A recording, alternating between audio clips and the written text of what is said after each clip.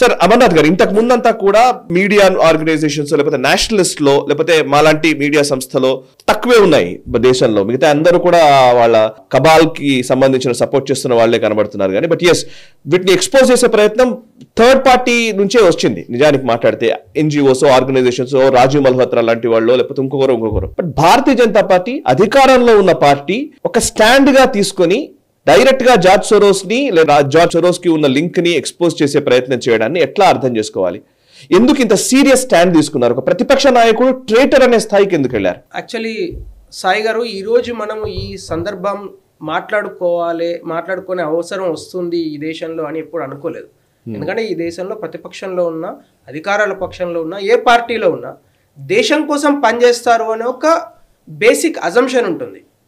మన దేశంలో జర్నలిజం, మన దేశంలో ఒక డాక్టర్, మన దేశంలో ఒక ఇంజనీర్, మన దేశంలో ఒక సామాన్య పౌరుడు ఈ దేశం కోసం ఆలోచిస్తారు తప్పితే అట్లీస్ట్ దోషద్రోహం చేయడు అనే ఒక బేసిక్ అజంప్షన్ ఉంటుంది. కానీ ఈరోజు ఏమైందంటే తన రాజకీయ పబ్బం గడపడానికి, తన పాపులారిటీ కోసము, లేకుంటే ఏదో ఒక 4 ఓట్ల కోసమో ఈరోజు ఇటువంటి ఒక రాజకీయ పార్టీ అంటే 138 సంవత్సరాల రాజకీయ పార్టీ అని చెప్తున్న పార్టీలో ఆ పార్టీకి నాయకత్వం వహిస్తున్న ఒక నాయకుడు రాహుల్ గాంధీ గారు ఈరోజు జార్జ్ సోరోస్ ఓపెన్ సొసైటీ నుంచి డైరెక్ట్గా సపోర్ట్ తీసుకోవడం అనేది దేశద్రోహం కాకుండా మరి ఇంకేంది? ఇది కాంగ్రెస్ పార్టీ వాళ్ళు చెప్పాల్సిన అంశం. ఎందుకంటే నేను మీకు ఒక 2 ఎగ్జాంపుల్స్ చెప్తాను సాయి గారు. ఇంతకుముందు 2019లో రఫేల్ అని పదే మాట్లాడిన రాహుల్ గాంధీ గారు ఆయన కోట్ చేసిన ఏదైతే న్యూస్ పేపర్ ఆర్టికల్ ఉంటుందో మీడియా పార్ట్, ఆ సంస్థ పేరు, అది ఫ్రాన్స్కు సంబంధించిన ఒక ఆర్గనైజేషన్. అలాంటి ఆర్గనైజేషన్స్ మొత్తం ప్రపంచంలో ఒక 300+ ఆర్గనైజేషన్స్ ఉంటాయి, డిఫరెంట్ న్యూస్ పోర్టల్స్. ఇప్పుడు ఈ రోజు మనం చర్చిస్తున్న అంశము, ఈ లేటెస్ట్ అంశం ఏంది, OCCRP పైన ఒక రిపోర్ట్. యాక్చువల్లీ OCCRP అంటే organised crime and corruption reporting project. OCCRP, media part, ఇక్కడ భారతదేశంలో పనిచేస్తున్న ద వైర్, ఓపెన్ సొసైటీ, ఇవన్నీ కూడా జార్జ్ సోరోస్ ఫండింగ్ నెట్వర్క్ లో భాగస్వాములు. వాళ్ళు అంటే దానిలో ఏం సీక్రెట్ లేదు, అది క్లియర్ గానే ఉంటుంది. వెబ్సైట్ లో వెళ్తే మీకు హూ ఫండ్స్ ఓపెన్ సొసైటీ అంటే ఇవన్నీ వస్తాయి. ఈ OCCRP పైన మీడియా పార్ట్ నుంచి ఒక కథనం వచ్చింది. ఏం కథనం వచ్చింది అంటే OCCRP వాళ్ళు 70% డబ్బులు, అంటే వాళ్ళకు మొత్తం డొనేషన్స్ 70% USAID అని ఏదైతే ఆర్గనైజేషన్ ఉందో అమెరికన్ గవర్నమెంట్ ఆర్గనైజేషన్స్ దాకా డబ్బులు తీసుకుంటున్నారు. కాబట్టి US గవర్నమెంట్కి అగైనెస్ట్గా ఎటువంటి రిపోర్ట్ ఇవ్వరు. కానీ డిఫరెంట్ కంట్రీస్లో వాళ్ళు కొన్ని కోట్ చేశారు. మాల్టా కావచ్చు, రష్యా కావచ్చు, ఆ తర్వాత వెనిజువేలా కావచ్చు, ఇటువంటి స్టేట్స్లో heads of the states falling, they are the reason for falling of heads of the states. అంటే ఆ దేశాలలో ప్రెసిడెంట్స్ కావచ్చు, ప్రైమ్ మినిస్టర్స్ కావచ్చు, వాళ్ళు ఓడిపోవడానికి ఈ పర్టికులర్ నెట్వర్క్ దానికి కారణము, they are responsible for that అని ఆ న్యూస్ ఆర్టికల్లో యొక్క సారాంశం. దాన్ని కోట్ చేస్తూ ఇంకొక విషయాన్ని ఏం చెప్పారంటే వాళ్ళు భారతదేశంలో కూడా ఈ ప్రయత్నం జరిగింది అని చెప్పారు. సో దాన్ని మనం దేంతో కంపేర్ చేస్తాం? భారతదేశంలో ఎవరు ఈ అధికార పార్టీని ఓడగొట్టడానికి ఎవరు ప్రయత్నం చేస్తున్నారు? ఎవరు కేంబ్రిడ్జ్ యూనివర్సిటీలో వెళ్ళి భారతదేశంలో ప్రజాస్వామ్యము కష్టాలలో ఉన్నది, రైతులందరూ రోడ్ల మీద ఉన్నారని ఎవరు చెప్తున్నారు? రైతు ఉద్యమాలకు ఆర్టిఫిషియల్ సపోర్ట్ ఎవరు చేశారు?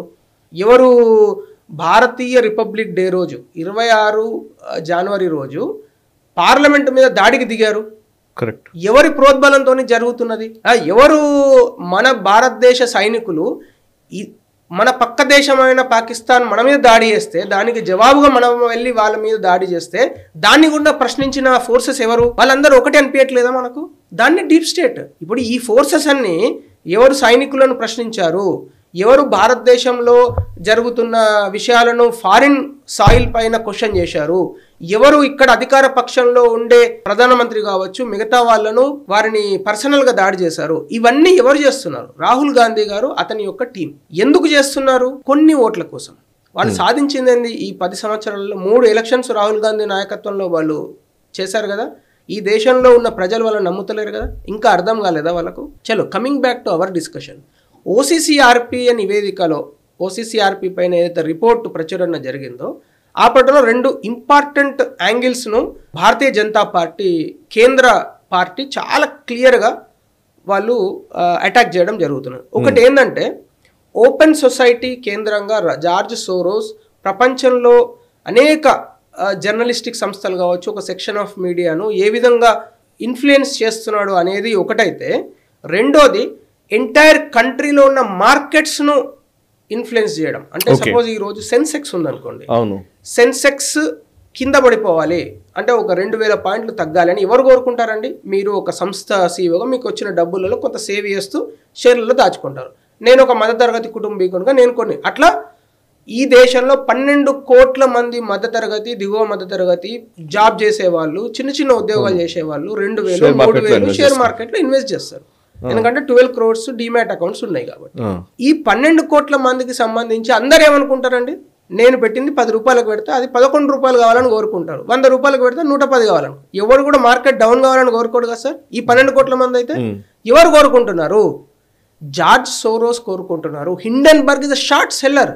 ఆ హిండెన్బర్గ్ రిపోర్ట్ తీసుకొచ్చి నువ్వు పార్లమెంట్లో ప్రధానమంత్రి ఆన్సర్ చేయాలి, ఈ ప్రజలను నేను తప్పుదోవ పట్టిస్తా అంటే ఎక్కడికి పోతున్నాం మనం?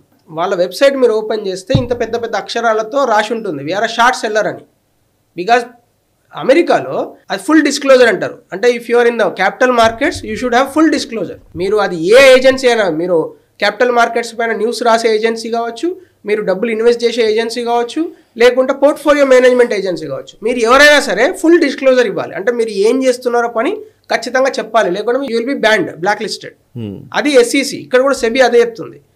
నేను చెప్పేది ఏంటంటే రాహుల్ గాంధీ గారు ఓపెన్ సొసైటీ నుంచి సపోర్ట్ ఎందుకు తీసుకుంటున్నారు? ఇదే మీడియా పార్ట్ రిపోర్ట్ను రఫేల్ విషయంలో ఎందుకు కోట్ చేశారు? మీడియా పార్ట్లో ఆ న్యూస్ పోర్టల్లో వస్తుంది, తెల్లారి రాహుల్ గాంధీ గారు ఇక్కడ ప్రెస్ మీట్ పెడతారు. తర్వాత OCCRPలో ఒక న్యూస్ ఆర్టికల్ వస్తుంది దానిపైన, వెంటనే రాహుల్ గాంధీ గారు, నేను మీకు ఎగ్జాంపుల్ డేట్స్ కూడా చెప్తాను. OCCRP రిపోర్టు ఆగస్టు 2023కి వస్తుంది. ఆగస్టులో మాన్సూన్ సెషన్ స్టార్ట్ అవుతుంది, ఆగస్ట్ 9వ తారీఖు ఐ థింక్. ఓకే. వెంటనే రాహుల్ గాంధీ గారు ఆ పార్లమెంట్ సెషన్ మొత్తం అదే పనిగా, పార్లమెంట్ సెషన్ ముందే వస్తాయి ఇవి. దీస్ ఆర్ ఆల్ కాల్డ్ అంటే in there language hit jobs. Correct, right. అంటే మనము సుపారీ ఇచ్చి చంపిస్తారు మాఫియా అని సినిమాలలో అక్కడ వింటుంటాం కదా, మీడియాలో చదువుతూ ఉంటాం కదా. ఎగ్జాక్ట్లీ అటువంటి హిట్ జాబే ఇది. అంటే న్యూస్ పోర్టల్లో రాయించండి, ఆ తర్వాత అదే న్యూస్ను తీసుకొచ్చి ద వైర్ ఇట్లాంటి ఆర్గనైజేషన్స్ ఇండియాలో రాస్తాయి. దాన్ని తీసుకొచ్చి కొన్ని వెర్నాక్యులర్ లాంగ్వేజ్ పేపర్లు, ఇప్పుడు తెలుగులో కొన్ని పేపర్లు ఉంటాయి, తమిళంలో కొన్ని పేపర్లు ఉంటాయి, అట్లాంటి వాళ్ళు. అంటే ఇది ఒక సిరీస్ ఆఫ్ ఈవెంట్స్ జరుగుతూ ఉంటాయి. రాహుల్ గాంధీ గారు వెంటనే వచ్చి ప్రెస్ మీట్ పెట్టి దేశంలో అంటే ఏదైతే జరుగుతున్నదో, అంటే అక్కడ ఏదో జరిగిపోయిందని వాడు రాయడం, ఆ రాసిన దాన్ని తీసుకొచ్చి ఈయన దాన్ని చాలా పాపులరైజ్ చేయడము. దానివల్ల ఎవరు లాభపడుతున్నారు? ఇండియన్ కామన్ ఇన్వెస్టర్స్ ఓడిపోతున్నారు. ఈరోజు ఎవడో అమెరికాలో కూర్చున్న ఒక హిండెన్బర్గ్ అనే షార్ట్ సెల్లర్ గెలుస్తున్నాడు. ఎవరి వల్ల గెలుస్తున్నాడు? రాహుల్ గాంధీ గారు ఈ రోజు ప్రెస్ మీట్ పెట్టడం వల్ల గెలుస్తున్నారు. అదానికి నష్టం ఉండదండి, ఎందుకంటే ఆ షేర్లు మార్కెట్లో ఉన్నాయి, అదాని చేతిలో లేవు. అదాని చేతిలో ఎగ్జాక్ట్లీ. ఇప్పుడు ఒక షేర్ యొక్క ఫేస్ వాల్యూ ₹1 ఉంటుంది సార్, విత్ ప్రీమియం మార్కెట్లో అది 1200 రూపాయలకు ట్రేడ్ అవుతూ ఉంటుంది. అదాని యొక్క ఆస్తి పత్రాలలో ₹1 ఉంటుంది. ఎవరైనా అంతే, అది ఎనీ ప్రమోటర్, రైట్. కానీ ఒక కామన్ మ్యాన్ ఇవాళ ఒక 10 షేర్లో 20 షేర్లో కొనుక్కున్న కామన్ మ్యాన్ కు ఆ 1200 ₹1000 అయింది అనుకోండి, 20% లాసే కదా సార్. అదానికి ఏముంది సార్ లాస్? మార్కెట్ పడిపోతే ఎవరికి లాభం సార్? 12 కోట్ల మందికి లాస్ చేసుకుంటూ రాహుల్ గాంధీ గారు ఎవడో ఎక్కడో అమెరికాలో కూర్చున్న హిండెన్బర్గ్ అనేటోనికి లాభం చేయాల్సిన అక్కర ఏమున్నా సార్? అంటే నేనేమంటానంటే అక్కడ లాభం వస్తేనే మళ్ళీ ఇక్కడ ఫండ్ వస్తుంది. ఎగ్జాక్ట్లీ అదే, that is called deep state. ఇప్పుడు ఈ Hindenburg who is supporting Hindenburg? Again George Soros. Hindenburg ఇక్కడ నుంచి డబ్బులు ఏర్కొచ్చి మెర్సనరీ వాడు ఇక్కడ డబ్బులు ఏర్కొచ్చి వివిధ మార్కెట్లలో, ఫారిన్ కరెన్సీ మార్కెట్స్ కావచ్చు, కమోడిటీ మార్కెట్స్ కావచ్చు, క్యాపిటల్ మార్కెట్స్ కావచ్చు, అన్నిట్లలో డబ్బులు ఏర్కొచ్చి మళ్ళీ జార్జ్ సోరోస్కి ఇస్తే అగైన్ హీ విల్ ఫండ్. ఇందాకే మనము చూస్తున్నాం ఒక report, last 2 yearsలో $1 billion, if I'm not wrong, 1.1 ఎంతో $1 billion they have spent open society in various projects. South east Asia కావచ్చు, సెంట్రల్ ఏషియా కావచ్చు, ఆఫ్రికా కావచ్చు, డిఫరెంట్ కంట్రీస్లో. అసలు ఒక దేశంలోనే గవర్నమెంట్స్ను డీస్టెబిలైజ్ చేసేంత శక్తి వాళ్ళకి ఎక్కడి నుంచి వస్తున్నారు సార్? అంత డబ్బు వాళ్ళు ఏమైనా కష్టపడి సంపాదిస్తున్నారా?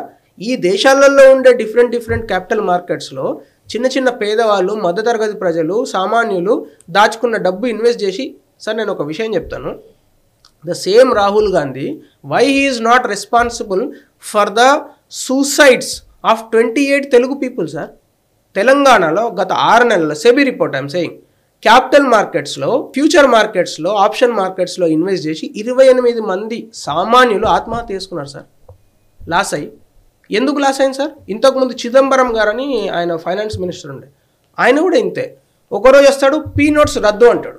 నేను I'm just coating 2009 October, I believe October August, if I'm not wrong, subject correction. ఆయన ఏమంటాడు? పీ నోట్స్ రద్దు అంటాడు. మార్కెట్ 3000 పాయింట్లు పడిపోతుంది. 2 రోజుల తర్వాత 3 రోజుల తర్వాత పర్లేదు పీ నోట్స్ వీళ్ళు అలో అంటాడు. మళ్ళీ మార్కెట్ పైకి వెళ్తుంది. ఈ మొత్తం కరెక్షన్ లాభపడ్డది ఎవరు సార్? ఆయన ఇన్ఫ్లుయెన్స్ చేస్తూ డబ్బులు సంపాదించే బ్రోకర్స్ ఆయనకు డబ్బులు తీసుకొచ్చి ఇస్తారు ఆర్థిక మంత్రికి. So this is how they operate. This is how George Soros operate. This is how Rahul Gandhi, I'm directly accusing Rahul Gandhi is also getting money. This is a blood money that Rahul Gandhi is getting. కానీ వాళ్ళు ఏమంటారంటే దేశ ద్రోహము అని మాట్లాడుతున్నారు, కానీ దేశం కోసం ప్రాణాలు ఇచ్చిన, త్యాగం చేసిన కుటుంబం నుంచి వచ్చిన వాళ్ళని అలా అంటారా? భారతదేశం యొక్క ఆత్మనే త్యాగం పునాదుల మీదనే ఇక్కడ. ఎందుకంటే ఈరోజు మనకు వివేకానందుడు కావచ్చు, రామకృష్ణ పరమహంస కావచ్చు, అనేక మంది మహానుభావులను ప్రపంచమంతా గౌరవించదగ్గ గొప్ప గొప్ప వాళ్ళందరూ కూడా త్యాగం. ఇప్పుడు గాంధీ మహాత్ముడు ఈ దేశం కోసం, స్వతంత్రం కోసం ఆయన పరితపించాడు. ఫ్రీడమ్ ఫైటింగ్లో ఒక లీడర్షిప్ రోల్ తీసుకున్నారు. అలాంటి వ్యక్తి ఎప్పుడు కూడా ప్రధానమంత్రి కావాలని కోరుకోలేదు కదా సార్? అది త్యాగమే కదా సార్? ఇప్పుడు గాంధీ మహాత్ముడు చేసిన పని మరి రాహుల్ గాంధీ గారు ఏం చేయాలి? గాంధీ అని పేరు పెట్టుకున్నందుకు. సో ఆయన ఈరోజు త్యాగం చేశామని మాట్లాడుతున్నారు కదా కాంగ్రెస్ పార్టీలో. మరి సర్దార్ వల్లభాయ్ పటేల్ గారు, లాల్ బహదూర్ శాస్త్రి గారు, శ్యామప్రసాద్ ముఖర్జీ, దీన్ దయాల్జీ, వీళ్ళందరూ దేశం కోసమే చనిపోయారు కదా సార్. వాళ్ళందరి గురించి కూడా మాట్లాడుకోవాలి కదా. ఈరోజు మరి శ్యామప్రసాద్ ముఖర్జీ కాశ్మీర్ కోసం వెళ్ళి బలిదానం అయ్యాడు సార్. దీన్ దయాల్ ఉపాధ్యాయ గారు ఒక చిన్న సంఘటనలో చనిపోయారు దేశం కోసం ప్రయాణం చేస్తారు. కరెక్ట్. అసలు నిజంగా అది మిస్టీరియస్ డెత్స్. అవన్నీ మిస్టీరియస్ ఇంకా చాలా ఉన్నాయి. హూమీజే బాబా, ఇవన్నీ కూడా అంటే వీళ్ళందరూ త్యాగం కాదా? మీ కుటుంబం యొక్క త్యాగాన్ని ఎవరు కూడా తక్కువ చేసి మాట్లాడరు.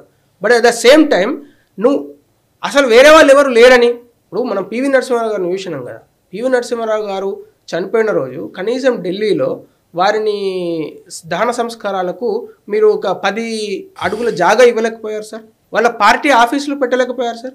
నీ పార్టీ ప్రధానమంత్రి జీవితం మొత్తం ఆయన దాదాపు 70 సంవత్సరాల జీవితాన్ని పార్టీ కోసం పనిచేశాడు. ఆయన వేరే ఏ పార్టీలోకి వెళ్ళలేదు సార్.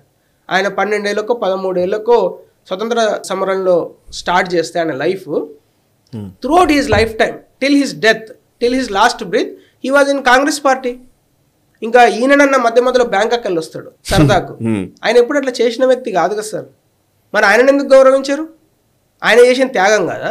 చివరిగా ఇప్పుడు ఇది ఎక్కడి వరకు వెళ్తుంది? ఈ వీడియో మీకు నచ్చినట్టయితే లైక్ చేయండి, 10 మందికి షేర్ చేయండి. అలాగే కామెంట్ల రూపంలో మీ అభిప్రాయాలను మాతో పంచుకోండి. Nationalist hub group of channels ను సబ్స్క్రైబ్ చేసుకుని తెలుగునాట జాతీయవాద జర్నలిజాన్ని ప్రోత్సహించండి. ఈ వీడియో కింద ఉన్న బెల్ ఐకాన్ పై క్లిక్ చేయడం మర్చిపోవద్దు.